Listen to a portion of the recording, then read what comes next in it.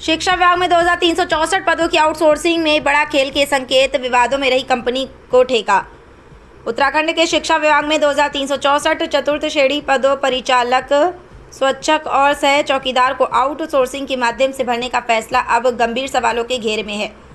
दस्तावेजों के अनुसार इन पदों की जिम्मेदारी मास मैनेजमेंट कंपनी को सौंपी गई है। चौंकाने वाली बात यह है कि यही कंपनी पहले भी विवादों में रह चुकी है, पहले भी लग चुके हैं गंभीर आरोप। एम्स ऋषिकेश में आउटसोर्सिंग को लेकर कंपनी पर बेरोजगार युवाओं से नौकरी के नाम पर धन उगाही तक के आरोप लगे थे। उस समय प्रदेश भर में विरोध प्रदर्शन हुए थे और युवाओं ने पारदर्शिता की मांग की थी। बता दें कि सामाजिक कार्यकर्ता आशुतोष शर्मा जी के द्वारा इस प्रकरण को संज्ञान में लिया गया था। उनके द्वारा धरना प्रदर्शन भी किया गया था, तब जाके इस मामले की जांच की गई थी, जिसमें कि मास मैनेजमेंट कंपनी को दोषी पाया गया था। एम्स प्रशासन के द्वारा कंपनी को ब्लैक लिस्ट कर दिया गया है। इसकी जानकारी भी एक पत्र के द्वारा दी गई थी। यही नहीं, जिन बेरोजगार युवाओं को नौकरी मिलनी थी उनके दस्तावेज भी लाल टप्पर के एक कूड़े के ढेर में प्राप्त किए गए थे। सूत्रों की माने तो अब वही कंपनी शिक्षा विभाग जैसे संवेदनशील विभाग में हजारों पदों की जिम्मेदारी संभालेगी। यहीं से सवाल खड़े होने लगे हैं कि आखिर जिस कंपनी को दोषी पाने के बाद ब्लैकलिस्ट कर दिया गया था, क्या उस कंपनी को टेंडर दिया जा सकता है? देहरादून से जयकुमार उपाध्याय की खास रिपोर्ट।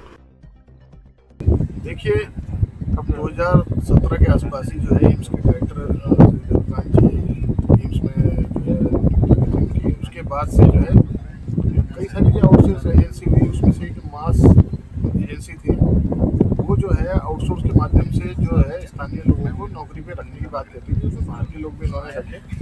तो उस एजेंसी ने जो है पैसे लेके 3-4 लाख रुपए में नियुक्तियां दी।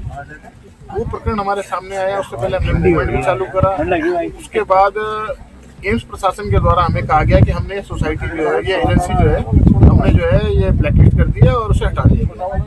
तो हमें लगा कि चलो एक कम से कम जो है ऐसी एजेंसी ने इस तरह का वो करा है और नियुक्तियों में भ्रष्टाचार आज भी कभी ट्रिपल एससी में निकल रहा है, कभी कहीं निकल रहा है। तो इस तरह से एक तरह से सरकार की भी छवि में कहीं ना कहीं प्रश्न चिन्ह है।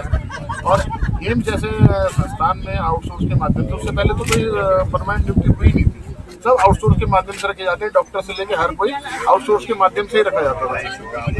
तो बहुत बड़ा घोटाला इस सोसाइटी ने किया और इस सोसाइटी के घोटाले के बाद जो भी चीज़ रही कि ये प्रकरण जब एजेंसी एम्स के द्वारा बोल दिया गया कि हमने इसे बैन कर दिया, बैन ना होने के बावजूद अगर आप ऐसा बता रहे हैं कि उन्होंने जो है उत्तराखंड सरकार में जो 4th क्लास की जॉब है उसमें जो है उसमें आउटसोर्स एजेंसी के रूप में इसका चयन हुआ और इसमें कई हजार के करीब उसमें नियुक्तियां कर दी।